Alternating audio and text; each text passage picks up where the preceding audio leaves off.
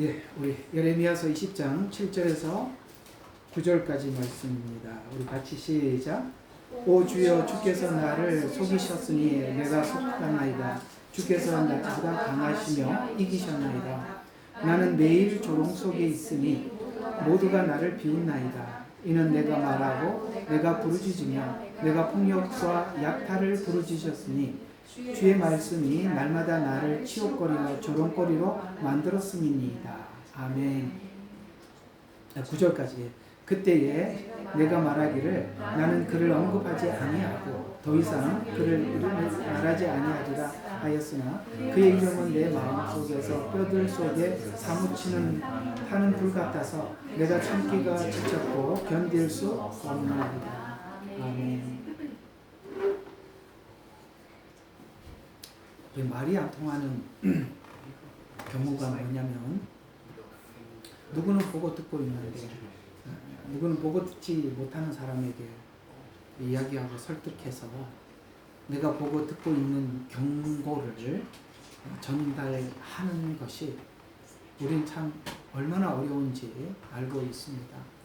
애들을 키워보면 미래에 어떤 사람이 어떻게 준비가 되어져야 나중에 가정을 꾸릴 수 있고 또 사회생활을 할 수 있고, 부모는 그것이 보여서 뭔가 결함이 있고 부족한 부분들을 보충을 하고 채워서 이제 사회생활을 하도록 내보내려고 하지만 아이들은 지금 당장 현실을 보다 보니까 미래를 준비하는 것이 얼마나 중요한지 전혀 인지를 못하고 있지요. 오늘 예레미야를 우리가 생각을 하면서 우리가 잘 알고 있는 심판이 임박하기 직전에 있었던 여러 선지자들 중에 예레미야 선지자는 눈물의 선지자라고 우리는 기억하고 있습니다. 왜 그렇게 그토록 눈물을 흘리면서 외쳐야만 했을까요? 자기 민족이 앞으로 당할 시련과 하나님의 심판의 그 엄중함을 하나님께서 예레미야에게 들려주시기도 하고 미래를 보여주시기도 하는데, 지금 현실을 살아가고 있는 이스라엘 백성들은 전혀 인지를 하지 못하고 있기에 그 백성들을 사랑하고 생각하는 그 불타는 마음과 미래에 이들이 당해야 될 엄청난 시련을 이 예레미야는 자기 가족이 있을 것이고 또 지인이 있을 것이며 자기 백성들이 당할 미래가 보이지 않습니까? 그래서 우리가 이제 현재 우리가 마지막 때를 살아가고 있고 2025년부터는 여러분들이 그래도 적당한 믿음으로 우리가 공동체 안에서 지나올 수는 있었을 것입니다. 그러나 이제는 마침 각 사람 한 사람 한 사람에게 우리 신앙을 하나님 앞에 분명하게 고백하지 않으면 우리는 그냥 세상의 문화와 세상의 물결과 이 모든 정황 속에 나도 모르게 떠밀려가게 될 것입니다. 정말 정신을 바짝 차려야 될 시기가 왔습니다. 사실 여러 관점에서 좀 다행스러운 것은 우리가 지금 현 시국, 우리 대한민국의 시국이겠죠? 이 시국이 우리로 하여금 너무나도 안타깝게는 하지만 사실 어떻게 보면 이 하나님께서 이 시국을 통해서 모든 그리스도인들에게 경고하시고 이 마지막 때가 임박했음을, 그 긴장감을 다시 한번 회복시키는데 하나님께서는 어떤 일을 하고 있다라는 생각이 듭니다. 그러나 그것을 앞서서 보는 사람이 있고 뒤에서 따라오는 사람이 있는데, 어쩌면 우리 예레미야의 눈물 교회나 우리 주생명 선교 교회나 우리 모두는 먼저 보고 먼저 듣고 있기에 너무나도 안타깝기에 외치게 되고, 외치면서 우리는 마치 그 외쳤던 예레미야가 겪었던 그 당시의 상황들을 우리가 한번 생각해 보면서 그렇구나, 먼저 하나님 앞에 선구자들이 갔던 길이 이런 길이었고 예레미야는 어떻게 준비를 하고 어떻게 이 길을 갔었는지를 생각하면서 우리가 마지막 때가 되었네, 어떡한데 이렇게 하지 마시고 우왕좌왕하지 마시고 오늘 예레미야에게 무엇을 준비시켰으며 그는 무엇을 준비해서 이 이스라엘 백성들에게 외치며 그는 마지막까지 어떻게 완주할 수 있었는지를 먼저 간 우리 선지자들의 발자취를 생각하면서 함께 은혜를 나누어 보려고 하는 것입니다. 여러분, 이제 시기가 더해가면서 이제 하나님께서는 알곡과 가라지를 나누는 이것이 아주 정교해져 가고 있다는 사실을 아셔야 하는 것입니다. 우리는 2019년 코로나 팬데믹이 왔을 때 이것이 성경의 한 일부분을 예언을 성취하고 있는 과정이라는 것을 본 사람이 너무나도 극소수였습니다. 그러나 지금도 많이들 모르고 있지요. 하나님께서는 전염병만 일으킨 것이 아니라 성경에 예언한 전염병뿐만 아니라 이제는 세계 각처에서 나라가 나라를 대적하고 민족이 민족을 대적하여 일어나는 이 수많은 전쟁을 통해서 마지막 요한계시록에 기록된 그 예언의 말씀들이 우리 가까이 성취되고 있는 것을 봅니다. 그저 단순한 전쟁이 아니라 성경을 관찰하며 예언을 보게 되면 주님의 임재가 재림이 임박했음을 우리는 곳곳에서 확인할 수 있는 것입니다. 이 상황이 오면 아마도 여러분들이 굉장한 극심한 외로움과 극심한 고독과 스트레스를 받고 있을 것입니다. 그것은 인간 관계 때문에도 그런 스트레스를 받기도 하지만 이제 우리가 아는 지인들에게 정말 사랑하고 안타까워서 그들에게 외쳤지만 아마도 여러분들의 이야기를 수용하는 사람은 극히 적을 것입니다. 그래서 오늘 예레미야도 그런 상황 속에서 이 하나님 주시는 복음을 외쳤어요. 그러나 대부분이 이걸 하다가 포기하고 싶을 것입니다. 예레미야도 여러 번 하나님 앞에 하고 싶지 않았어요. 돌아서고 싶었어요. 오늘 본문을 잠깐 보시면 어느 정도 하나님 앞에 정말 얼마나 힘들었으면 이렇게 표현을 하고 있습니다. 주여 주께서 나를 속이셨으므로 내가 속았나이다. 이게 무슨 말입니까? 하나님이 불러서 단순하게 이 마지막 때를 보여주시고 전하라고 하셔서 그걸 전했는데 얼마나 고통스럽고 얼마나 힘들었던지 마치 내가 하나님 앞에 속은 것 같은 느낌이 들 정도로 이 복음을 전하다 보면 왜 나를 부르셨습니까? 왜 나를 이렇게까지 하십니까? 라는 생각을 오늘 예레미야만 한 게 아니라 구약에 있었던 선지자들이 다 그러더라고요. 왜 하필이면 저를 불러서 모세가 얼마나 하나님 앞에 그렇게 외쳤습니까? 사실 이렇게 복음을 전하면서 사역을 하면서 정말 그냥 어느 날을 다 내려놓고 도망가고 싶은 때가 정말 많아요.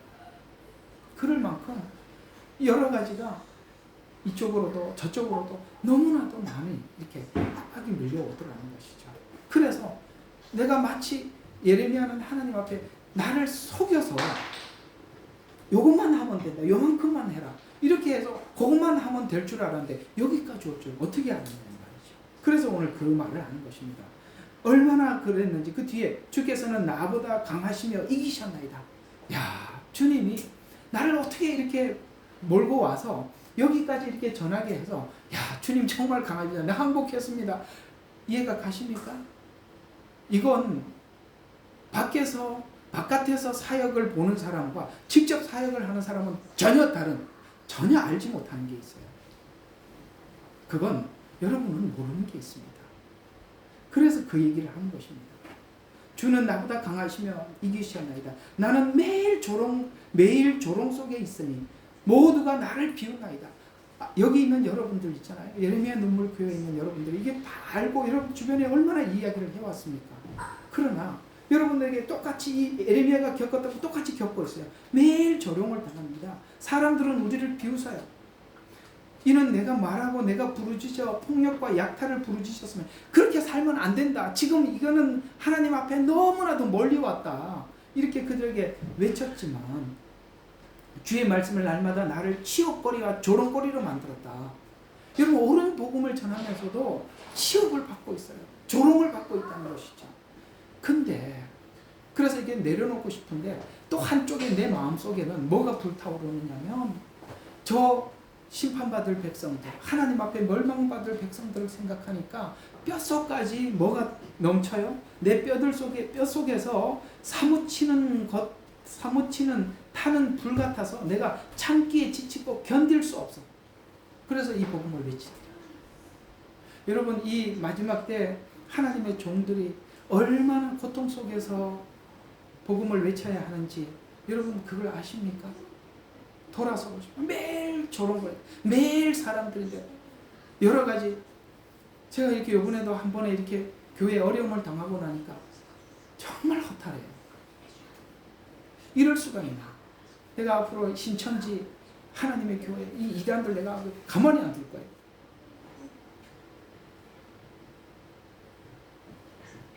정말 세상 말로는 이가 갈려요. 이렇게 양떼들을 함부로 대하다니, 이렇게 속이다니. 이 복음을 전하면서도 이런 데 치이고 이렇게 조롱을 당하고 이렇게 속이고 이걸 다 겪으면서 오늘 이 예레미야는 마지막까지 이 임무를 완수해 가시더라. 요한계시록에 보면 하나님의 종들을 세상 가운데 내놔서 죽음을 당하, 순교가 당하기까지, 두 증인이 순교가 당하기까지 주님은 자기 종들을 순교당하게 하면서도 그 복음을 전하게 하시더라.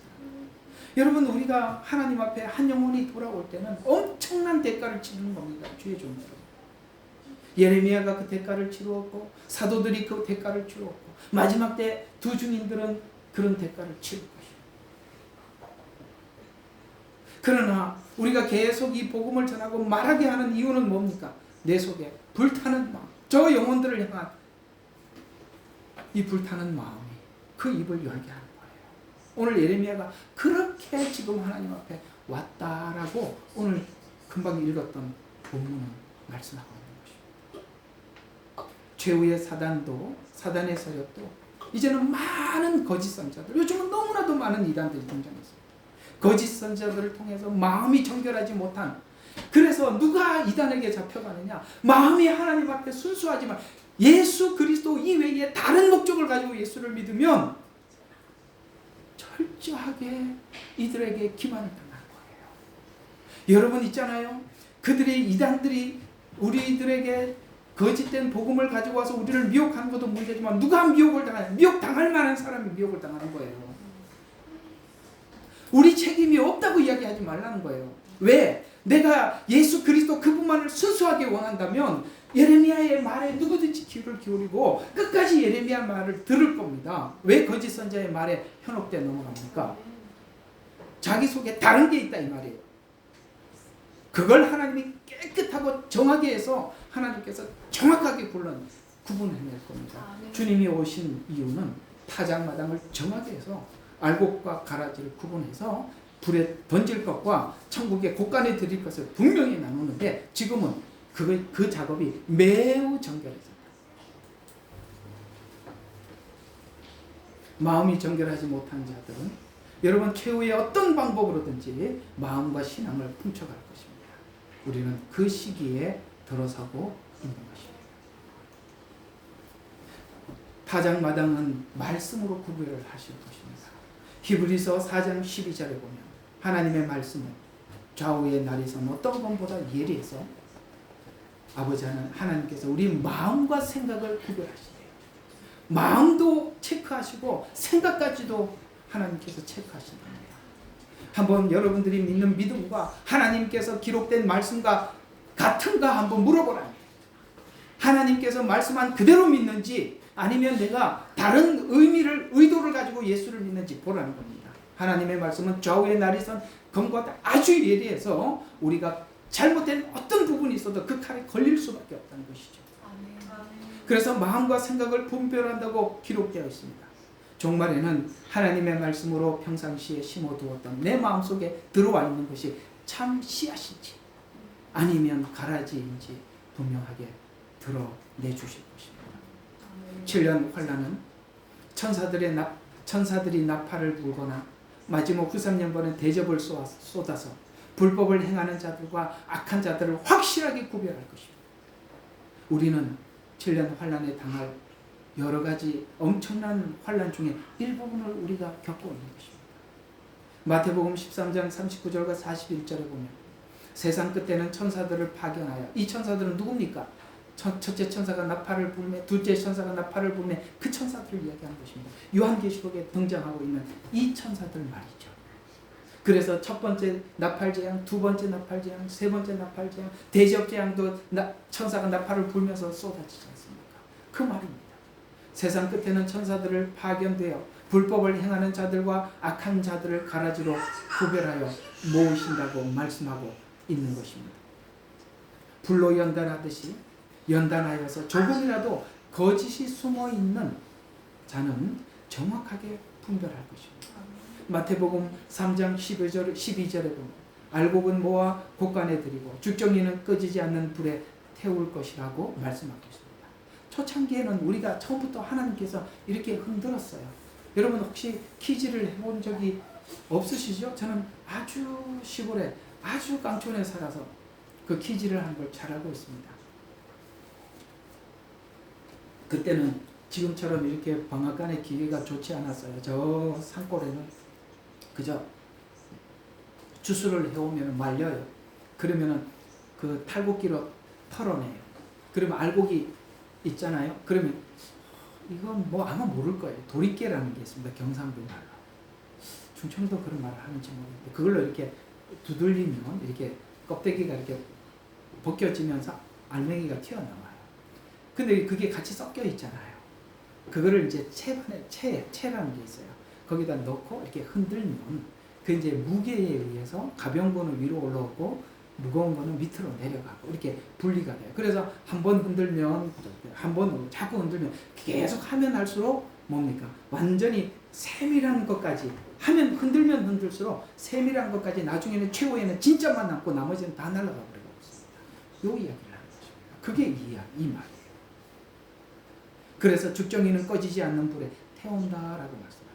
그것이 예전부터 하나님께서 흔들기 시작했는데 2025년은요 많이 나누어져 있어요. 이제는요 나누어지고 난 이후에 나는 이쪽이에요, 나는 저쪽이에요 말을 할 수밖에 없는 거예요.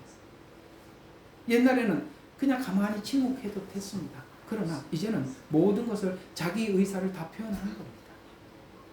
그것이 지금 한국에서 일어나고 있는 영적 상황이에요. 온 세계가 그렇게 될 것입니다. 여러분 각오 단단히 하셔야 돼요. 신자의 믿음의 진정성에 따라서 확실히 구별되는 시기가 됩니다. 요한계시록 3장 16절에 보니까 미지근한 자들은 하나님께서 토하신다고 하셨어요. 종말에는 각 사람의 믿음과 열매가 드러나 진정한 신자와 그렇지 않은 자가 구별될 것입니다. 이제는 우리는 미지근한 시간은 지났습니다. 회색 시대는 지났습니다.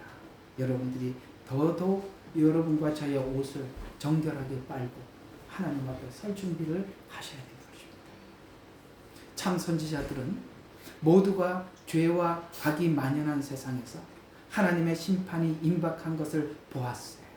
죄와 악에 타협하거나 편승하지 않고 끝까지 의를 구하고 따르려 했습니다. 그 대표적인 한 인물로 오늘 금방 읽었던 예레미야가 우리에게 소개되고 있는 것이에요. 심판은 갑자기 오는 것이 아니라 하나님은 하나님을 따르는, 하나님을 진정으로 따르는 자들에게 심판을 미리 알려주셨습니다. 성경에 보면 최초의 심판이 에덴의 심판입니다. 이것도 성경 공부처럼 기억해 두시면 좋습니다.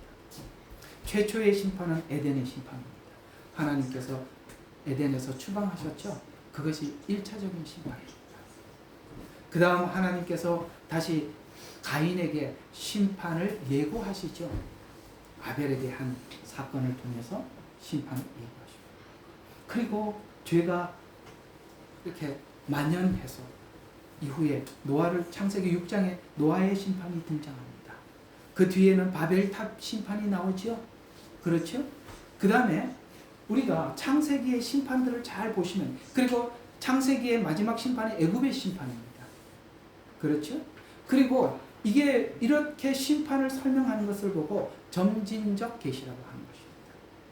근데요, 우리가 이 마지막 때 심판은 창세기 에덴 심판서부터 시작해서 이스라엘이 포로로 잡혀가기 직전에 오늘 예레미야가 예언한 이 상황의 모든 심판을 종합해갖고 전부 종합한 게 마지막 심판입니다. 그래서 마지막 때 심판은 어떤 분위기입니까?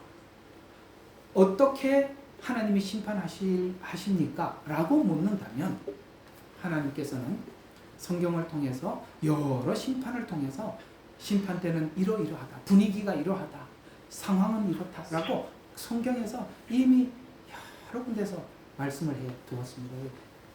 김진숙 성도님 마이크가 주시면 고맙겠습니다. 예. 그래서 그렇다고 해서 하나님께서 그냥 이렇게 심판하시는 것이 아니라 노아에게도 말씀해 주셨고, 특히 소돔과 고모라 성을 심판하기 전에 아브라함에게 심판을 말씀해 주시죠. 이 부분을 잠깐 우리가 나눌 필요가 있는 것입니다. 왜 아브라함에게 소돔과 고모라 성을 심판하기 전에 알려주었는가? 아브라함은 하나님으로부터 소돔과 고모라 성을 심판할 것이라는 소식을 듣고 그 성에 있는 롯을 위해서 하나님 앞에 기도하기 시작합니다.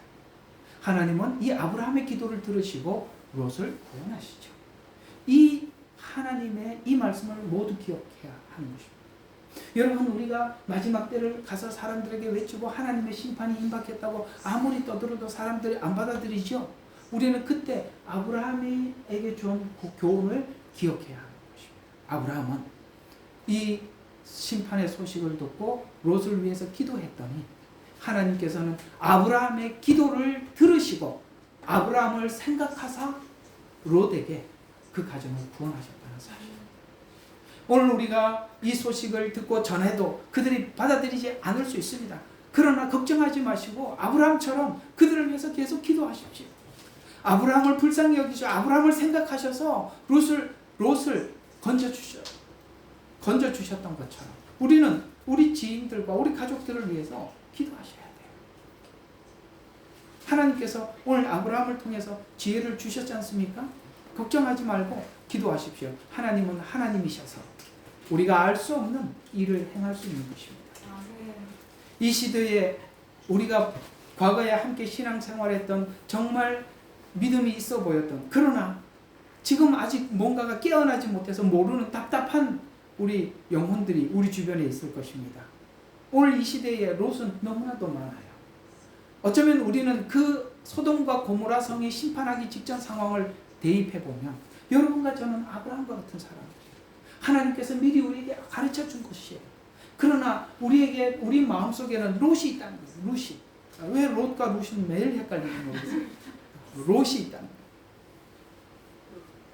아시겠어요? 그들을 위해서 하나님께서 기도하라고 가르쳐 주신 거예요. 베드로후서 2장 7절과 8절에 보면 무법한 자들의 음란한 행실로 인해 고통당하는 롯을 건졌으며, 여러분 이 시대가 어떤 시대라고요? 무법한 시대입니다. 이상하죠? 세상에 사람들이 여러 사람이 살아가기 위해서 법이라는 것을 제정해놨는데 지금 법이 전혀 먹혀들지 않아요. 무법, 성경은 마지막 때 분명히 무법 시대가 온다고 말을 하고 있어요. 아시겠습니까? 여러분 그것이 지금 소돔과 고모라 성을 지금 상상을 하면서 베드로는 이 말을 하고 있는 것입니다.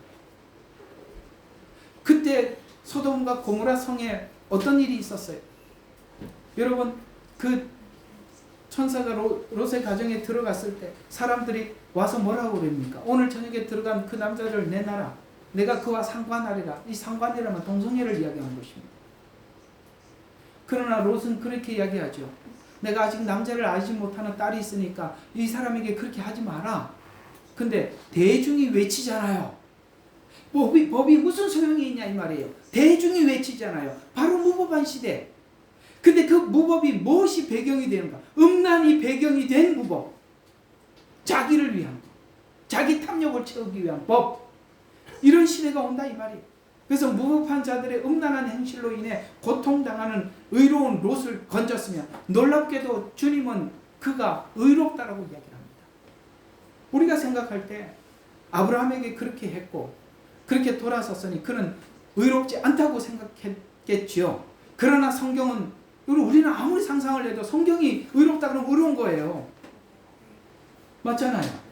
여기 보니까 의로운 사람이 그들 가운데 거하여 날마다 그는 거기 서서 어떤 일을 당하고 있어요? 불법적인 행실을 보고 들음으로써 자기의 의로운 혼이 고통 가운데 놓였기 때문이라. 그는 선과 악의 기준이 있단 말이에요. 롯은. 절대 잊어버리지 말고. 롯은 선과 악의 기준이 있단 말이에요. 아브라함으로부터 배운 하나님의 선과 악의 기준이 있단 말이에요. 그러나 지금 이 소돔과 고모라 성은 하나님의 법을 전혀 모르니까 세상이 저렇게 되는 것입니다. 오늘날 복음을 들고 있는 우리들은 지금 소돔 성에 사는 자들과 같아서 어때요? 날마다 불법적인 행실을 보고 있어요. 그리고 그것을 들음으로써 자기의 의로운 혼이 고통에 놓여 있어요. 너무나도 고통스러워. 주님께서는 이 말씀을 또 이렇게 하셔요. 우리가 이렇게 세상에 고통을 당하는 것 때문에 빨리 와서 우리를 데리러 오시겠다. 너무나도 이게 육체적인 고통도 고통이지만 진짜 고통스러운 것은 이런 불법이 날마다 자행이 되고 세상의 무법천지가 되어가는 이 상황을 바라보는 게 너무 힘들다 이 말이에요. 그러나 뭐라고 이야기합니까? 불법적인 행실을 보고 들음으로써 자기의 의로운 혼을 고통 가운데 놓였기 때문이라. 그래서 하나님은 이 소돔과 고모라 성이 죄가 간영해서 심판도 했지만 롯을 건지기 위해서라도 심판하셨다는 거예요. 얼마나 우리에게 위로가 되는 얘기예요. 우리를 위해서 오신대요. 우리가 그 고통당함을 주님은 보고 계신다는 거예요. 너무 안타깝게 생각하고 계신다는 거예요. 경건하지만 세상 속에 세상을 선택해서 살아가는 것. 우리가 주변에 함께 신앙생활을 했던 많은 사람들 중에 이런과 같은 지인들이 있어요. 정말 신앙도 순수하고 하나님 앞에 고백도 하나님 앞에 거짓이 없었는데 아무것도 몰라. 너무나도 답답한 일이죠. 그래서 롯과 같은 자들은 아브라함과 같이 먼저 심판의 소식을 들은 사람들에게 기도가 필요하다는 거예요. 우리가 말을 해도 안 들으면 기도가 필요하다. 성경은 우리에게 답을 해주고 있는 것입니다. 롯은 소돔과 고모라 성을 심판하실 하나님의 뜻을 몰랐지만 복음적인 가치관, 그는 복음적인 가치관을 가지고 있었고 소돔과 고모라의 문화적 가치관 사이에서 너무나도 극심한 고통을 받았어요. 우리가 기독교인이 우리가 하나님의 선과 악의 기준이 있어요. 그러나 세상이 이걸 완벽하게 뒤집어 놓잖아요. 이게 얼마나 고통스럽습니까? 이 가치관의 차이. 이게 어느 정도가 나야 대화가 되잖아요. 이게 정말 땅과 같고 하늘과 같아서 뭐 하나 맞는 게 없어요. 대화가 안 된다 이 말이에요. 소돔의 가치관, 롯이 가지고 있는 가치관 어울린다고 생각합니까?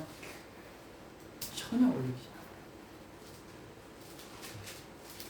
않아요. 롯이 소돔과 고모라 땅을 선택해서 고통을 받고 있지만 롯을 하나님이 버린 것이 아니라 먼저 된 자들과 아브라함과 같은 하나님의 계획을 아는 자들의 기도를 들으시고 롯에게 긍휼을 베풀어 주신다는 사실을 기억하셔서 여러분 그들을 향해서 오늘 아브라함과 같은 마음을 함께 가지시기를 주의 이름으로 축원합니다.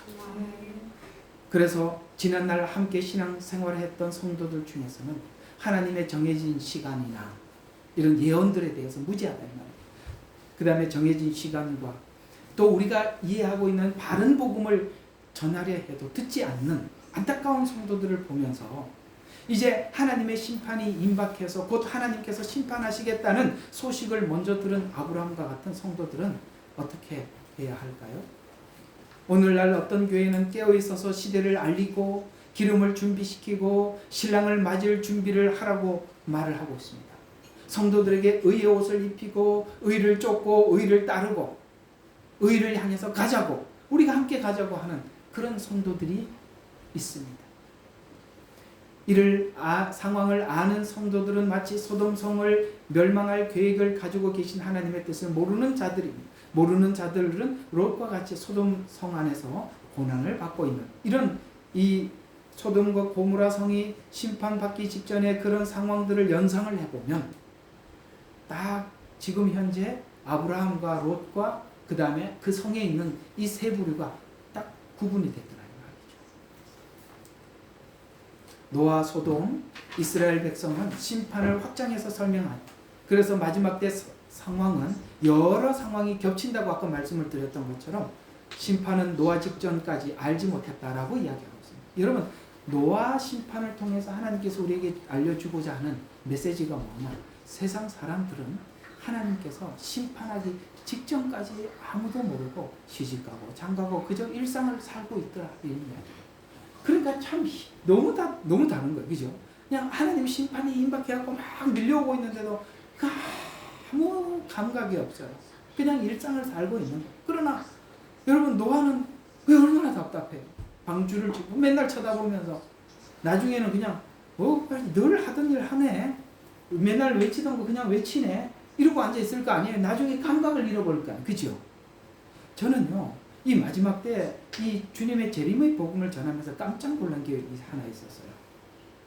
이미 사단이 이 교회에다가 이 재림 복음에 대해서 너무나도 면역을 심어두었다는 것을 발견할 수 있었습니다. 어떤 면역이냐? 너무나도 많은 거짓 이단들이 재림으로 너무 많이 속였어요. 그래서 사람들이 재림 그러면 벌써 다 도망가. 안 들어. 아무리 성경대로 외쳐도 소용없어요. 왜? 벌써 재림 외치면 이상한 사람이 있어요. 그렇게 만들어놨다. 그 숨어있는 그 귀중한 절기, 그 안에 있는 그 귀중한 성경의 제사, 이 정말 복음 중에 복음인데 그걸 외치니까 하나님 교회가 벌써 거짓으로 탁 위장 절기 외치니까 저것도 어디 하나님 교회에서 왔나요? 이러고 앉아있어요. 재림을 외치면 저 이장님 밑에서 배운 건가? 이러고 말할 수가 없어요. 기가 막힌다 이 말이에요. 사단이요, 이게 얼마나 귀중한 줄을 알고 미리 다 그물을 쳐놨더라는 거예요. 답답해 죽겠어요. 그러나 여러분 있잖아요. 분명히 알 것은 여러분 이걸 아셔야 됩니다. 하나님께서 세운 참종도 있어요. 다 거짓종이 아니라 이 말이에요. 마태복음 24장에 보면 주인이 더디 오리라고 이야기했던 거짓종이 있는가 하면 하나님께서 세운 참종이 있어요. 우리가 거짓종 때문에 놀라서 참종 앞에 가서도 그렇게 하지 말라 이 말이에요. 교회도 그런 것 같아요. 여러 사람들인데 당하고 나면 뭐가 생기냐면 무서워 사람이. 그렇게 된다 이 말이에요. 사역을 해보니까 지쳐요. 그리고 사람 보면 겁이 나요. 그런 게 생기더라는 거예요. 그러나 이걸 추스려서 하나님 앞에 나가지 못하면 오늘 여기 예레미야가 얼마나 고통스러웠는지 한번 아까 봤지요. 하나님이 저를 속였어요. 이렇게 얘기하잖아요. 가끔씩 그런 생각, 하나님이 이거 다 앞으로 네가 갈 길이 이 길이라고 다 보여줬으면 다 취소했을 거예요. 그죠? 그 다 알고 갔더라면 누가 따라가겠습니까? 이 말 왜 했는지 한번 생각해 보세요. 마치 속아서 온 것 같은 느낌이 들 정도로 어려웠다라고 이야기하는 것입니다. 노아 시대 때 이렇게 외쳐도 마치 사람들은 그저 아무 일 없었던 것처럼 일상을 살 수도 있어요. 소돔 성이 가르쳐주는 이 마지막 종말은 무엇입니까? 마지막 때는 동성애가 평만할 것이라는 것입니다. 여러분, 우리가 상상할 수 없는 이야기예요. 그렇지 않아요? 우리가 이게 어떻게 말이나 되는 일이에요? 그런데 이것이 합법화가 된다고요? 이게 있을 수 없는 일인데 노아의 때를 통해서 하나님께서 우리에게 주시고자 하는 메시지의 정확한 부분은 뭐냐면 이 마지막 때 이런 일들이 보편적이 될 것이라는 것입니다. 또 이스라엘의 종교적인 부패, 우상숭배, 도덕적 타락, 정치적 혼란, 이것이 세트처럼 온 거란 말이에요. 보세요. 종교가 부패가 되면 정치가 당연히 타락합니다. 그러면 그 모든 피해는 고아, 과부, 연약한 힘없는 사람들로부터 고통을 당하는 것입니다. 이런 일들이 일어날 것인데, 그렇다면 오늘 우리들은 마치 소돔성의 멸망을 전해 들은 아브라함 같고 본문의 예레미야와 같은 부름을 받은 자들인데, 아브라함과 예레미야의 공통점은 심판의 계획을 듣고 있고 시간이 다가옴을 보고 있고 앞으로 될 일에 대해서 알고 있다는 것입니다.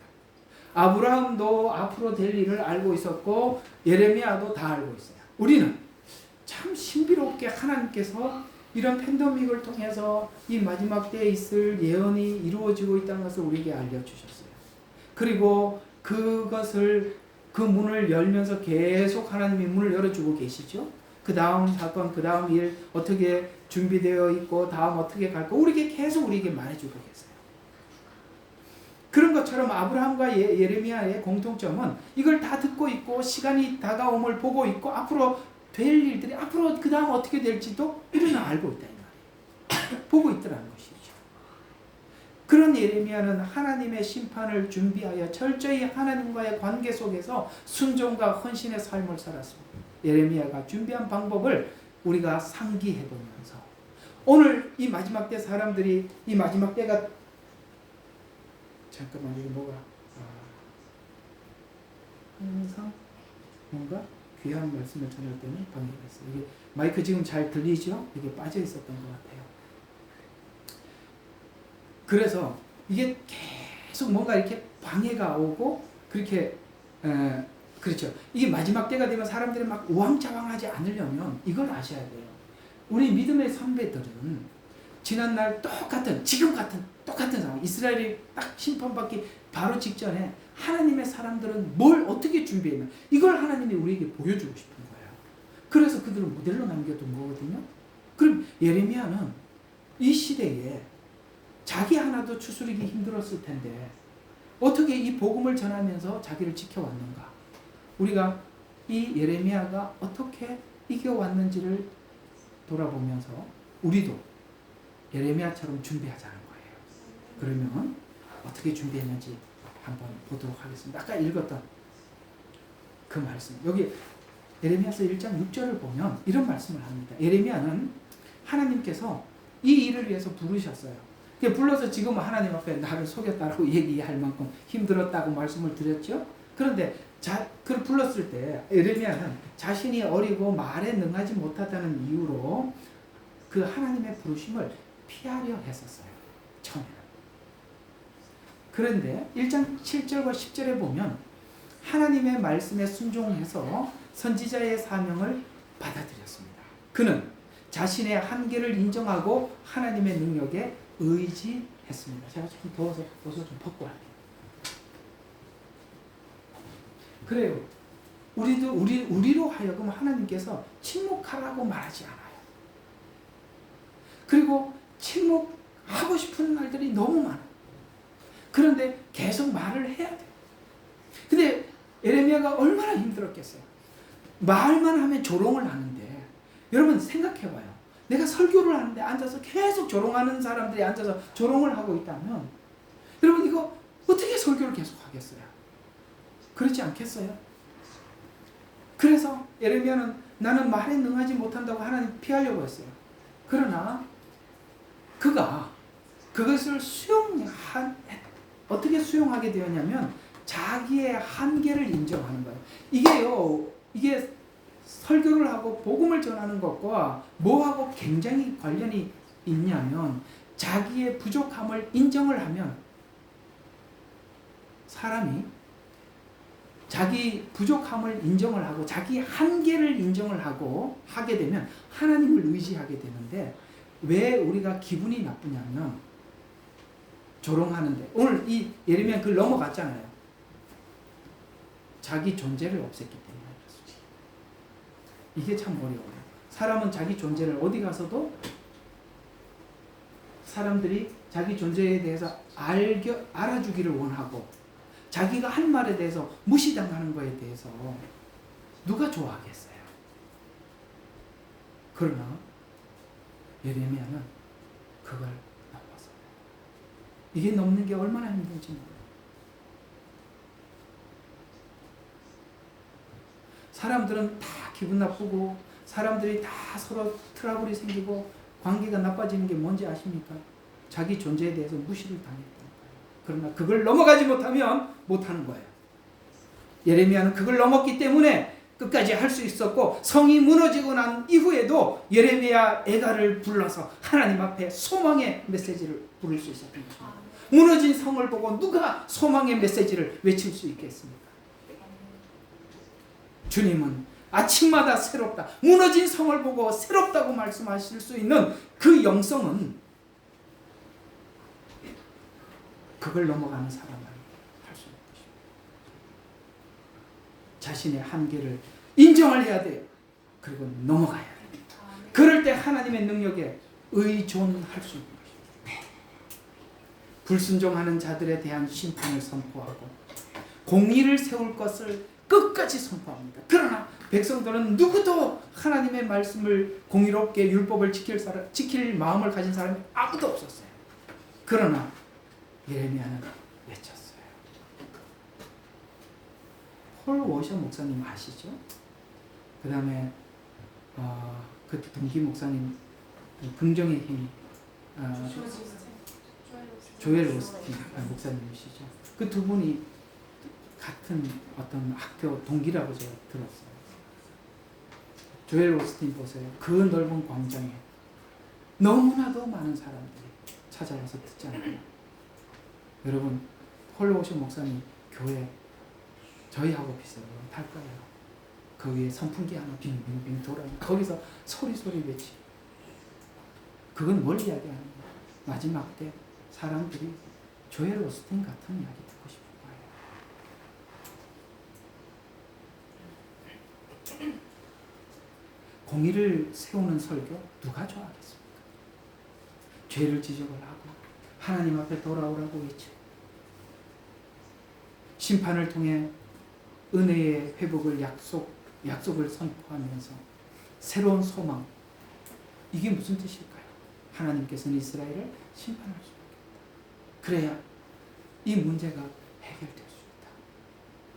사람들은 심판 말고 그냥 회복하자는데 그런 일 없이 어떻게 회복이 가능하겠어요? 안 그래요? 애들을 교육을 시켜보면 우리 인간이 죄성이 그대로 드러나는데 어른들은 교묘하게 숨겨서 안 드러나고 애들은 뭣도 몰라서 다 보여줄 뿐이죠. 얼마나 자기 위주인지 상대방을 조금이라도 생각할 마음 1도 없지요. 그게 인간의 본성인데 누가 공의, 죄를 지적을 하고 스스로 고치라고 할 때 애들이 스스로 고치는 거 봤어요? 안 됩니다. 그래서 하나님은 바벨론이라는 심판을 준비해 놓은 거예요. 이걸 이 뒤에 있을 이 고난의 시간 이후에 있을 하나님의 회복을 예레미야는 보고 있는 것이에요.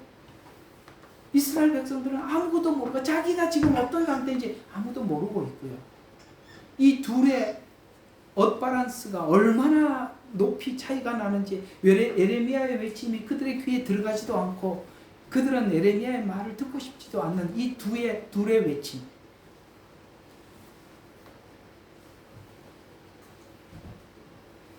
복음을 전파하는 과정 속에 오는 개인적인 고난을 감수하기로 결정을 했습니다. 아까 하나님께서 그를 불렀어요. 자기 한계를 인정을 하고 하나님 앞에 나아갔습니다.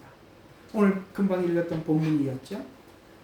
예레미야 20장 7절과 9절에 보니까 하나님의 뜻을 전할 때 조롱과 핍박을 배척을 받았지만 이를 감내해서 그의 사명을 완수했습니다. 그는 개인적인 고난과 외로움을 통해서 하나님과 더욱 깊이 교제하는 그분의 뜻을 이해했습니다. 외로움. 우리 모두에게 필연적으로 찾아올 수밖에 없습니다. 이 시대는 여러분들을 환영하지 않습니다. 이 시대는 우리의 외침을 들으려고 하지 않습니다. 그래서 외로울 수밖에 없어요. 예레미야란다. 예레미야 시대가 그랬고 엘리야가 그랬어요. 하나님 다 죽고 나 혼자 남았습니다. 얼마나 외로웠으면 하나님 앞에 와서 뭐라고 얘기하면 나만 남았거늘. 하나님 앞에 이렇게 하소연하는 거죠. 내가 하다 지쳤으니까 나 하나 남았으니까 나 하나 죽이고 하나님 일 더 이상 하지 마세요. 저 사람들 소망이 없어요. 저 데리고 가고 그냥 이 세상 포기하세요. 이 말이에요. 엘리야가 한 말이 그 말이라고요. 나 죽여주세요. 그리고 하나님 저 사람들 하지 마세요. 저 사람들 싹수가 노란 사람들입니다. 그런 이야기를 한 겁니다. 여러분 이 마지막 때 하나님의 이 암흑기에 사역했던 사람들이 얼마나 외롭고 고독했는지 몰라요. 그러나 이 외로움이 어디로 더 갔더라? 하나님과 더 깊은 교제로 가더라. 이 외로움을 붙잡고 하나님과 교제로 들어가지 않으면 이제는 여러분들이 자꾸 이렇게 벽만 울타리만 높아지는 거예요. 이게 하나님 앞에서 해결이 안 되잖아요. 정말 힘듭니다. 이게 목회자들이 가지고 있는 그 중에는 앞에서는 엄청 친절한 것 같은데 뒤에서는 엄청 경계해요. 왜? 너무 여러 번 당했거든요.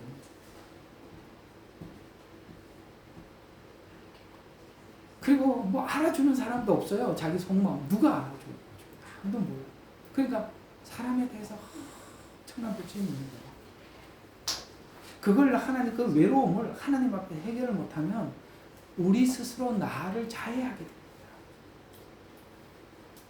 그러나 예레미야는 이걸 하나님 앞에 가지고 가서 자기 하나님과 근데 그 외로움이 주님의 외로움이거든요.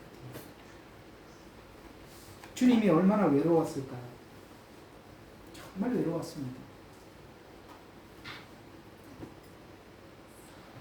이제는 얼마 안 남은 십자가를 앞에다 두고 그렇게 핏방울이 땀방울이 되도록 기도하고 죽게 되어서 기도하는데 이놈 제자들은 다 자고 있어요. 누가 알아주겠어요? 아무도 몰라요. 그 가까운 제자도 모른다니까요. 그래서 내가 죽게 되었으니 나를 위해서 기도해달라고. 좀 있다 보니까 굴굴 자고 있네. 육신이 약하대. 뭐라 그랬어요? 육신이 약하다. 예수님께서 빌라도들 앞에 섰어요. 그 저녁에 예수님께서 많은 사람들에게 신문을 받을 때 베드로는 펄쩍 뛰면서 나는 그를 모른다. 3번을 부인하고 그 다음날 그렇게 예수님을 따라갔던 많은 청중들은 바라바는 살리고 예수님은 십자가에 못 박으라고 외치는 그리고 그 십자가 위에서 하나님마저도 자기를 버린 것 같은 고독 십자가에서 외친 외침이 뭐였을까요? 아버지여 어찌하여 나를 버리시나이까. 여러분 이게요 사람이 외로움도 수준이 있는 거야. 그냥 나하고 평상시에 그냥 얼굴 알던 사람이 헤어지는 거 그럼 며칠 먼저 마음은 징하지만 좀 아쉽다 끝이죠. 가족으로부터 버림받은 거 상상할 수가 없을 거예요. 그것도 극복할 수 있어요. 하나님이 나와 함께하면. 근데 예수님이 겪었던 외로움은 하나님마저도 자기를 버린 것 같은 외로움을 십자가 위에서 호소한 거예요. 아버지요 어찌하여 나를 버리시나이까. 여러분 우리가 인생을 살아가면서 예수를 믿으면서 필연적으로 우리의 영성이 깊어지기 위해서는 주님이 겪었던 이 외로움을 소화해낼 때 깊어집니다.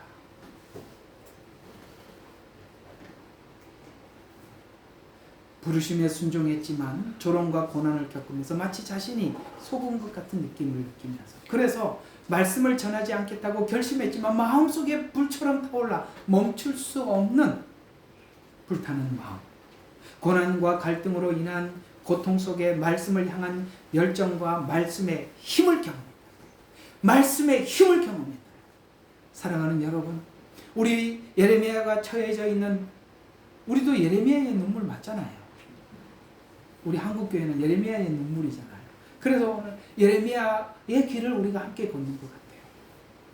고난과 갈등으로 인한 고통 속에 그걸 넘어가서 말씀을 전했더니 그 말씀의 힘, 그걸 경험하더라. 성경을 보면 정말 뭔가 엄청난 것이 있는 것 같은데 보이질 않아. 누가 볼 수 있을까? 주님이 걸어갔던 길을 걸으면서 주님이 소화한 방식으로 소화한 사람만 그 지점에 보이는 말씀들이 눈에 열리는 거예요. 분명합니다.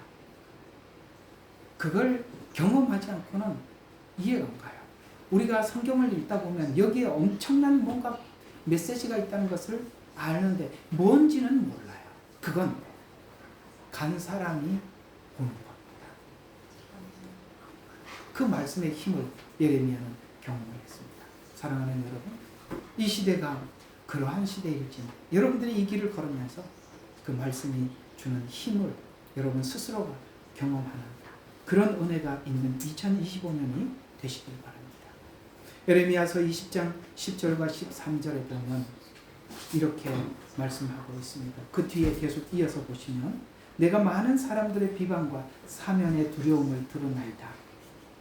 그들이 말하기를 그것을 고지하라, 우리도 고지하리라 하나이다. 나의 모든 친한 자들도 나의 넘어짐을 기다리며 말하기를 혹시 그가 미혹을 받게 되면 우리가 그를 이겨 그에게 복수하자 하는도다. 무슨 말이죠?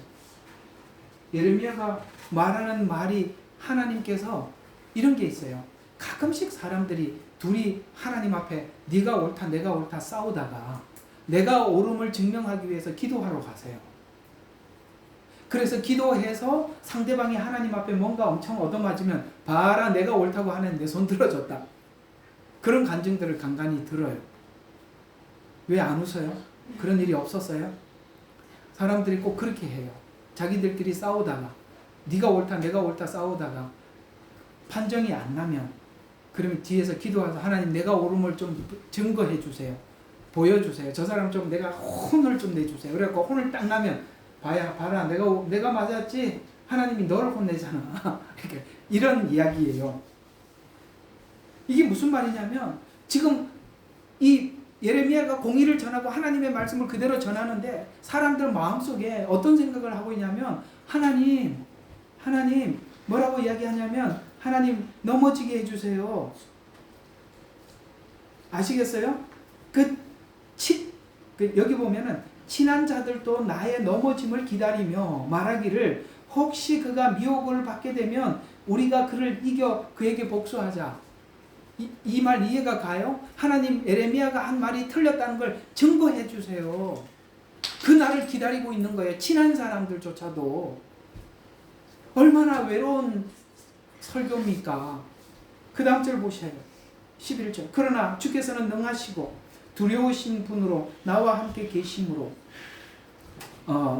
나의 박해자들이 넘어져서 그들이 나를 이기지 못하게 하시며 그들이 그의 수치를 당하리니 이는 그들이 번성지 못할 것임이니라. 그들의 영원한 치욕은 결코 잊혀지지 아니하리라. 그러나 의인을 시험하사 그 속과 마음을 보시는 오 만군의 주여 그들에 대한 주의 복수를 나로 보게 하소서. 이는 내가 주께 나의 사정을 고하나이다. 주께 노래하라. 너희는 주를 찬양하라. 이는 그분이 가난한 자의 생명을 행위자들의 손에서 건져냈습니다. 이게 무슨 말입니까? 지금 이들은 그렇게 이 예레미야가 넘어지기를 기다리고 있는 거예요. 하나님께서 예레미야의 말이 틀렸다는 것을 증명해 주기를 기다리고 있는 거예요. 그러나 예레미야는 도리어 뭐라고 기도하고 있냐면 하나님은 능하십니다. 하나님께서 이 말씀대로 됨을 그들에게 보여줘서 하나님의 말이 참되다는 걸 증명해달라고 하나님 앞에 기도하고 있는 것입니다. 우리는 이런 사람들을 보면 직접 가서 복수하고 싶지요. 그러나 예레미야는 기도했습니다. 그래서 더더욱 신뢰합니다. 하나님은 공의로운 하나님임을 믿습니다. 그리고 하나님께서 저의 구원을 기다립니다. 이렇게 준비해 갔던 것입니다. 기도로 또 영적 준비를 대적을 대항할 준비를 했습니다. 그래요. 우리는요 이제는 엄청난 것들이 밀려올 거예요. 우리가 말씀과 기도로 무장해서 준비를 해야만이 그걸 물리칠 수 있어요. 그래서 에레미야서 15장 15절부터 16절에 보면은 에레미야는 계속해서 하나님께 기도하면서 자기의 사명을 감당할 힘을 구했어요. 이게 너무 중요한 거예요. 이게 아무것도 아닌 것 같지만 이제 이게 막 와닿는 거예요. 얼마나 지쳐요. 그러나 이걸 하나님 앞에 기도하면서 충전을 하는 거예요. 이 충전이 안 되면 더 나갈 수가 없어요. 그래서 어떻게 했습니까? 하나님께 기도하면서 자신의 사명을 감당할 힘을 구했어요. 그리고 백성의 죄를 중보했어요. 여러분 한 걸음 더 나가는 겁니다. 자기를 지키는 걸 넘어서서 이게 진짜 십자가의 은혜예요. 더 나가서 백성들의 죄를 중보해요. 하나님의 긍휼을 간구합니다. 그는 기도를 통해서 자신의 마음을 하나님께 맡기고 심판의 때를 준비했어요. 마음을 하나님 앞에 맡겨야 돼요. 마음을 사람한테 인정받으려면 어디 가도 안 되는 거예요. 하나님께 맡겼어요. 이렇게 준비하자는 거예요. 오늘 에레미야가 어떻게 준비했는지 잘 기억하십시오. 마음을 준비했다는 거예요. 강하게 준비했어요. 오늘 에베소서 말씀대로 하면은 전신갑주를 입었고 투구를 썼어요. 허리띠를 졸라맸어요. 평안의 신발을 맸습니다. 그 다음에 말씀의 검을 가졌습니다. 믿음의 방패를 가졌어요. 우리가 가지고 있는 하나님께서 무장하라고 하신 것들을 철저하게 준비한 것입니다. 정말 준비하셔야 돼요. 대충 어떻게 되겠지 그런 일 없습니다. 타작마당을 하나님이 더 정하게 하기 때문에 우리가 거기에 우리가 준비되지 않으면 넘어지는 겁니다. 전하면서 당했던 고난과 핍박을 아뢰며 하나님의 간섭을 구하는 기도, 자신이 겪으면서도 말씀을 통해 얻은 기쁨과 즐거움을 고백하는, 그야말로 이 세상에 살고 있지만 하나님 나라에서 세상을 보고 있는 듯한 거기까지 그 믿음과 영성을 끌어올려 준비했다는 것입니다. 예레미야서 14장 19절과 22절에 보면 이렇게 또 예레미야는 하나님 앞에 말씀하고 기도하고 있어요. 그 기도를 한번 19절부터 한번 보시죠. 이렇게 기도하고 있습니다. 주께서는 유다를 완전히 거부하셨나이까? 주의 혼이 시온을 싫어하셨나이까? 어찌하여 주께서 우리를 치시고 우리를 위하여 치유하지 않으시니까? 우리가 화평을 바랐으나 좋은 것이 없고 치유의 때를 바랐으나 고난을 보나이다. 이게 무슨, 하나님 앞에 구했어요. 하나님 좀 치료해 주세요. 우리나라 좀 회복시켜 주세요. 하나님 뭐 좀 어떻게 해주세요. 이렇게 했더니 여러분, 화평을 바랐지만 좋은 것이 없고 치유의 때를 바랐으나 고난을 보고 있어요. 와, 기도 이렇게 했더니 저렇게 응답하시더라는 거예요. 그래서 예레미야는 마음에 어떤 생각까지 들었냐면, 하나님 유다를 완전히 거부하십니까? 시온을 싫어하십니까? 우리가 막 그런 생각이 들어요. 섭섭해요, 안 섭섭해요? 섭섭하죠. 섭섭하죠. 왜 하나님이 이렇게 응답했을까요? 맞아야 되니까. 이 상태로는 안 되니까. 아시겠어요? 여러분, 말로 고치면 얼마나, 누가 애들을 내 자식 손을 대고 싶겠어요? 누가? 예? 할 수 없어서 손을 대는 거 아닙니까?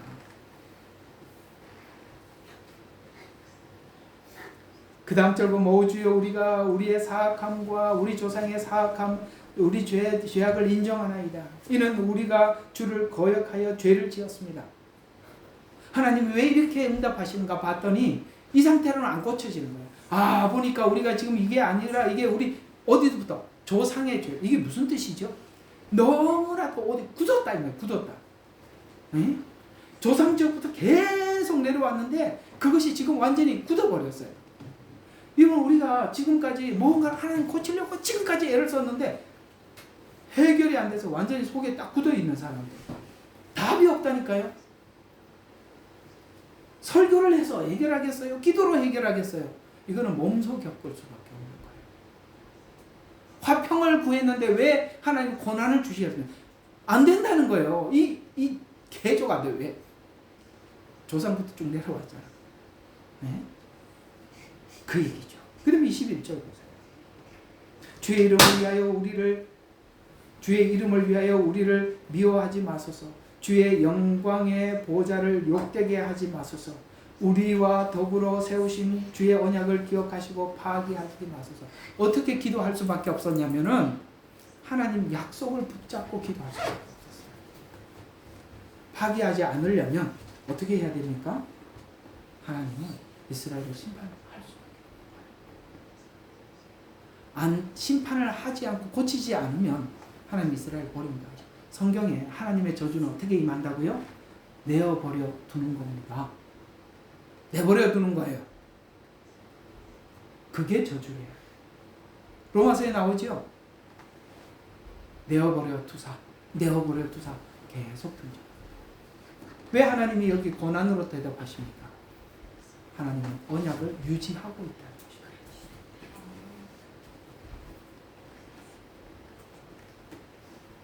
다 끝나가니까 마지막까지 정신 차립시다. 자, 그래서 이제 하나님께서는 에레미야에게 이 복음을 전하기 위해서 경험케 한 거야. 이게 이제 그러니까 여러분들이 하나님의 종이 되려면 이 부분은 좀 생각을 해보라 이 말입니다. 하나님은 하나님의 종이 이 말씀을 전할 때 경험케 하시는 거예요. 이게 정말 보통 어려운 거예요. 자, 에레미야서 13장 보십시오. 자, 주께서 내게 이같이 말씀하시네요. 여러분 에스겔도 그렇게 경험을 많이 하고 한 거 아시죠? 똑같아요. 왜냐하면 메시지는 경험을 한 메신저가 전해야 그 메시지가 살아있어요. 그 경험이 없는 메신저가 전하면 책을 읽는 거죠. 책을 읽어주는 거고, 경험한 메신저가 전할 때는 그가 체험한 걸 전하는 거예요. 오늘 여기서 보면 어떤 베띠의 표적, 우리 여기는 베띠라고 나오지만 우리 현대어로 허리띠라고 생각하시면 됩니다. 여기 쭉 그냥 여기 이게 성경은 너무 복잡하니까 이걸 보세요. 이렇게 간략하게 간추려 놓은 걸 보시면 허리띠를 비유를 통해서 허리띠를 사서 유브라데 땅에다 감추래요. 그렇게 하나님 하래요. 에레미야 보고 감추었다가 꺼내오게 하셔서 그 허리띠가 썩어 쓸모없게 된 경험을 통해서 유다와 이스라엘이 허리띠처럼 하나님께서 하나로 만들었죠. 그렇죠.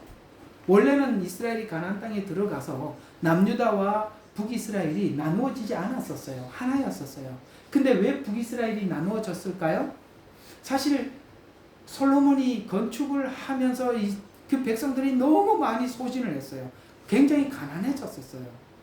성전은 아름다웠을지 몰라도. 그런데 다음 왕이었던 르호보암인가? 네, 르호보암. 네, 그래 고맙습니다.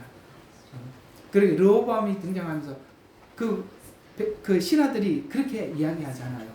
이 백성들이 너무 힘들었으니까 좀 그들에게 이렇게 짐을 좀 덜어줍시다 이렇게 얘기했더니 그렇게 못하겠다는 거예요. 그러니까 이제 백성들이 이제 불만이 표출되기 시작하고 그 불만을 끌어모아서 북이스라엘 10지파가 올라간 거예요. 그건 분열이면서도 사람들의 불만을 이용해서 하나님을 잘 믿자고 간 게 아니라 북이스라엘 가서 우상 숭배해서 자기 사람 만들려고 하는 이런 악한 자들이 우리가 신앙이 흐트러지고 안일해지면 나타난단 말이에요. 그래서 10지파나 데리고 올라갔어요. 그래서 원래는 하나님 허리띠로 이스라엘을 하나로 묶으려고 했어요. 그런데 왕의 교만 아시겠어요? 그 다음에 또 다른 사람들이 분열하는 걸 보고 자기 사람 만들어서 자기 입지를 세우기 위해서 올라간 북이스라엘 다 뭐에서 나온 거예요? 지도자들의 교만에 의해서 깨졌다 이 말이에요. 그 허리띠로 묶으려고 했는데 어떻게 했어요? 흩어졌다. 이스라엘은 성도가 묶여있고 그 사이에 주님과 함께 묶여있을 때가 가장 강하거든요. 이해가 가요? 성도들과 성도들이 묶여있어요. 그 묶여있으려면 여러분과 제가 묶여있어야 돼요. 딴 사람하고 묶이면 안 돼요. 저하고 묶여야 돼요. 사모님하고 묶여야 돼요. 이렇게 같이 묶여있어요. 그리고 주님이 함께 묶여있을 때 성도는 교회는 가장 강력해요. 그러면 사단은 그걸 깨는 거예요. 그러면 뿔뿔이 흩어지게 되고 약하거든요. 그 뿔뿔이 흩어지면 누구 밥이죠? 이리의 밥이에요. 사자의 밥이에요. 이단의 밥이라 이 말이에요. 앞으로 여기 모일 때 항상 보고하고 모든 보고는 앞으로 저희한테 하십시오. 그런 걸 안 해서 지금 이렇게 된 거 아니겠어요? 그렇게 내가 하라고 그러는데 아무도 안 해. 그게 여러분들의 영혼을 팔아먹는, 조심하세요. 정신 바짝 차려야 되겠어요. 앞으로 이게 예레미야 눈물의 방에도 우리 초창기에는 정말 이상한 사람들이 많이 들어와서 많이 정리를 했는데 앞으로 이상한 사람들 절대 용납하지 않겠습니다. 왜? 마지막 때는 너무나도 이상해요. 10지파가 올라가고 2지파만 남았는데 유다가 남았는데 베냐민은 정말 유다하고 가까워서 남았어요. 그가 자의적으로 남은 게 아니라 그럴 정도로 마지막 때는 그렇게 어수선하고 엉뚱한 데 사람들이 다 쏠려 있는 거예요. 그래서 이스라엘의 현재 상태는 교만과 불순종의 열매, 그게 출발 자체가 교만과 불순종이니까 지금 굳었잖아요. 조상부터 내려왔던 교만과 불순종에 굳어 있단 말이에요. 이걸 어떻게 누가 깨겠어요? 누가 깨냐? 은사도 깨지 못한다. 그게 엘리야 이야기라 이 말이에요. 은사로도 깰 수 없어요. 이거는 자기가 겪어야 되는 거예요.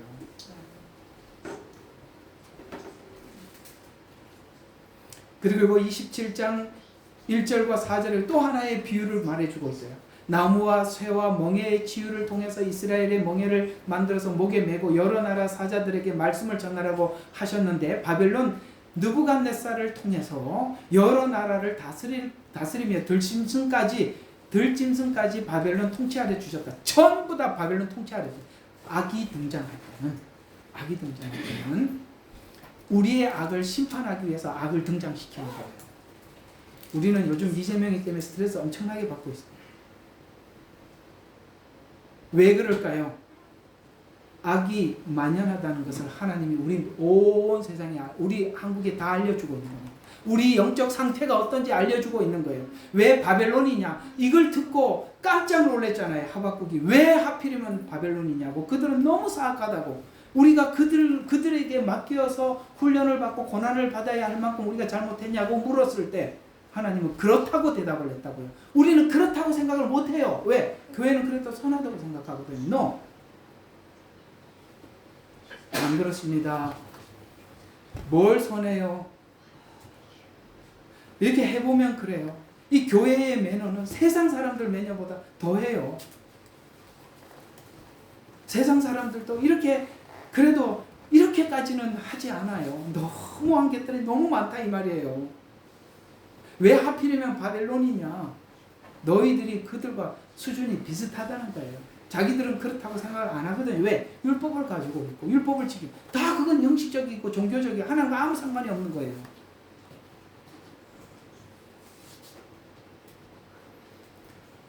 그러나 여러 나라는 바벨론 왕에게 복종할 것을 권고하면서 이는 하나님의 계획을 임을 전하라고 하십니다. 그래서 스스로 돌아오지 않으니 바벨론과 묶어버리겠다. 옛날에는 하나님이 같이 묶어버리니 하나님을 버리니 바벨론하고 묶어버렸어. 아이고 이거 어떡한데? 모르겠어요. 하나님께서 우리나라를 어떻게 하실지, 바벨론에 묶으실지. 그래서 주님이 회개하면이라는 조건을 붙인 것 같아요. 이방 왕도 하나님이 다스리셔서 이스라엘의 죄악의 크기를 알려주는 도구로 쓰시더라고요. 불순종하는 자들은 직접 심판하시는 하나님을 경험하게 할 것입니다.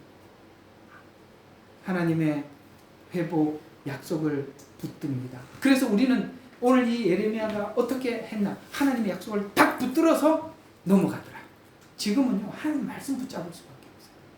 하나님의 미래에 하신 약속을 붙잡을 수밖에 없어요. 그거 이외에는 아무 힘이 없어요. 그걸 더 강하게 붙잡으셔야 돼요. 결국 이 문제의 해결 방법은 하나님의 약속을 붙잡아야 하는데 어떤 약속? 놀랍게도 이 약속 결국에는 이 포로 생활 후에 이렇게 될 것입니다. 예레미야는 바로 이 지점을 보고 있는데 그 지점이 어디냐? 우리가 잘 알고 있는 너무나도 중요한, 그러니 찾아보라 이 말입니다. 성경을 예레미야서 31장 31절부터 자, 이건 너무 중요한 약속이죠. 예레미야서 핵심입니다. 시작. 주가 말하노라. 보라, 그 날들이 오면 내가 이스라엘 집과 유다 집과 더불어 새 언약을 맺으리니 주가 말하노라. 내가 이집트 땅에서 손으로 그들에게 인도하였던 날에 그들의 조상과 맺은 언약에 따른 것이 아니니 비록 내가 그들에게 남편이었지만 그들이 나의 언약을 파괴하였도다. 주가 말하노라. 그러나 내가 이스라엘 집과 더불어 맺을 언약이 되리니 이 날들 이후로 나는 내 법이 그들 속에 둔답니다. 그들 마음속에 기록하여 나는 그들의 하나님이 되고 그들은 나의 백성이 되리라. 그러면 그들이 각각 이웃과 각기 자기 형제에게 말하기를 주를 알라고 더 이상 가르치지 아니하리니 이는 그들 모두가 즉 그들 가운데 작은 자도부터 큰 자에 이르기까지 나를 알게 될 것이기 때문이다. 내가 그들의 죄악을 용서할 것이며 그들의 죄를 더 이상 기억지 아니할 것입니다. 무슨 말입니까? 지금 이들은 죄를 짓고 있는지도 몰라요. 왜냐하면 율법 때문에 그렇습니다. 율법은 하나님의 은혜와 감동이 내 속에 있는 게 아니라 법을 지키는 거예요. 여러분, 우리 이제 애들 이렇게 유튜브 보고 막 시간 보내는 거 여러분들 되게 막 말리고 싶잖아요. 그죠? 애들 이렇게 자꾸 보면은 바보 되는 거 아시죠? 그래서 막 어떻게든지 책 보게 하고, 그죠? 뭐 이렇게 하고 싶은데 애들 자꾸 보고 싶어요. 그러니까 할 수 없이 궁여지책으로 하는 게 뭐냐면 그 책을 몇 페이지를 읽어라. 그러면 시간을 몇 분 허용해 줄게. 이게 이제 우리가 하는 최선의 방법일 수밖에 없어요. 그죠? 근데 애들이 책을 왜 읽죠? 유튜브 보는 시간을 확보하려고. 유튜브 보는 시간을 확보하려고 그러잖아요. 무슨 뜻인지 아시겠습니까? 우리가 외부에서 강제로 하는 법은 주체가 아니에요. 율법. 그거는 강제성을 띠기 때문에 내가 강제로 하는 거잖아요. 이거는 우리 마음을 바꾸는 게 겉으로 아무리 잘해도 얘들이 종교성이 탁월해도 그들의 내면이 바뀐 거예요. 그래서 그날이 오면 그날은 뭡니까? 예수님 오시는 날, 십자가에 죽으시는 날, 그분이 우리 속에 들어오면 이 말씀을 지금은 밖에다 두었지만 지금은 뭐예요? 내 안에 하나님의 은혜, 하나님의 감동, 하나님의 말씀을 스스로 따라가게 만들 것이다. 이것밖에 방법이 없다. 이것밖에 방법이 없다. 결국은 하나님께서 예레미야 시대에 이 고난을 통해서 어디로 끌고 간 겁니까? 십자가. 여러분의 수많은 고통들은 주님이 십자가 앞으로 초청하는 거예요. 결국은 하나님은 그 앞에 와서 우리가 변화되자는 거예요. 그를 만나자는 거예요. 그분을 만나면 해결이 되는 거예요. 그 얘기를 하고. 결국 이 문제의 해결 방법은 마음을 새롭게 할 메시아를 만나야 한다는 그것이 최종 목적이기 때문에 오늘 예레미야에서 이 중요한 말씀을 예레미야서 31장 31절부터 34절에 기록한 것입니다. 지금 이들은 뜨끔했어요. 처음 듣는 이야기일 겁니다. 그들은 절대 율법이 마음속에 들어와 있지 않아요. 그러나 주님을 만나면 하나님의 말씀이 내 마음속에 있어서 뭘 하나 하더라도 무슨 말을 한마디 하더라도 주님이 어떻게 생각하실까? 주님이 기뻐하실까? 이런 생각을 하게 된다 이 말입니다. 예수님을 만나야만 말씀이 은혜와 함께 내면에 들어와야 해결될 것임을 알게 하기 위한. 자, 오늘 결론입니다. 좀 긴 시간이지만 잘 들어주셔서 감사하고요. 자, 결론 조금 남았습니다. 예레미야가 눈물을 흘리면서 자신을 준비하며 이스라엘에게 울림이 되었던 것 같이 오늘 여기 모인 부름받은 성도들이 이런 부름을 받은 자들인데 예레미야와 같이 마지막 주님을 만나는 날까지 우리 모두가 넘어야 할 장벽이 지금 우리가 지금 현 시대에 지금 살아보니 넘어간 게 아니라 또 넘어가야 할 게 있고 또 있고 또 있고 또 만나더라는 것이죠. 그때까지 오늘 예레미야가 잘 넘어갔던 것처럼 우리는 흔들 때 흔들리지 말아야 합니다. 아시겠어요? 흔들리는 것은 그 속에 있기 때문에 흔들리는 거예요. 흔드는데 흔들릴수록 주님과 더 가까이 가는 사람들이 있고 흔들릴수록 밖으로 밀려나는 사람들이 있더라는 거예요. 키지를 하며. 또 분별해야 하며 자신을 지켜요. 분별이 너무 중요해요. 너무나도 여러 개를 갖다 놔서 뭐가 진짜인지 알 수가 없어요. 분별을 해야 합니다. 그러기 위해서는 우리가 계속 말씀을 대해야 되고 말씀을 배워야 하는 것입니다.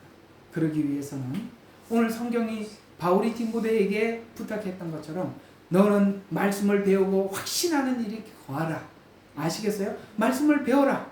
그리고 확신하는 일에 거해라. 확신을 해야 안 흔들릴 거 아니에요. 무거우니까. 크고 작은 일들을 겪으면서 우리가 지금 경험하면서 우리 모두가 그걸 지금 준비시키고 자리 잡게 하고 있는 중입니다. 잘 극복하셔서 옛날 방식으로 넘어가지 말고 하나님의 방식으로 한번 넘어가 봐요. 그러면 여러분들에게 큰 유익이 될 것입니다. 상처가 십자가의 병원에서만 치료가 가능한 것입니다. 예수님께서 가신 길을 나도 육체에 채워야 하기 때문에 그렇습니다. 슬프고 아픈 일이지만 그렇게 해야 합니다. 더 나가서 나를 이겨야 복음 전도자로 나설 수가 있고 나서게 되는 것입니다.